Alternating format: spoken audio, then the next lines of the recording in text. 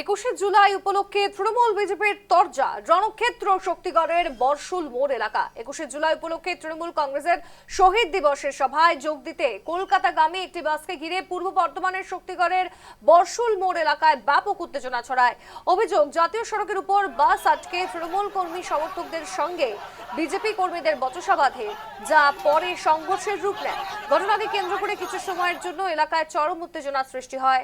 এরপর খবর পেয়ে পুলিশ ঘটনাস্থলে পৌঁছে পরিস্থিতি নিয়ন্ত্রণে আনে।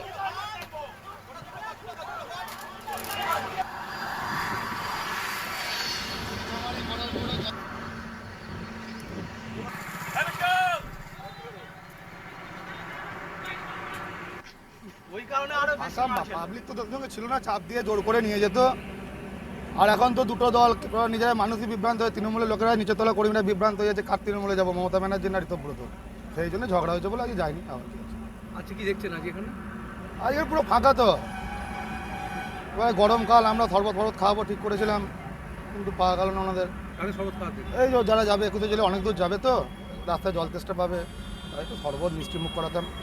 এই যে আশিস ব্যানার্জি উনি গেলেন, হ্যাঁ, উনি তো ঋতব্রত তৃণমূলে এখন। হ্যাঁ, উনি বড় মাপের চোর, উনিও বড় মাপের চোর। উনি কি বললেন?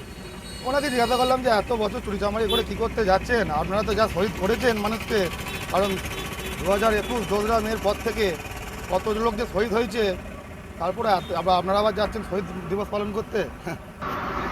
যাচ্ছেন এত চুরি করলে, তারপরেও যাচ্ছেন এত বড়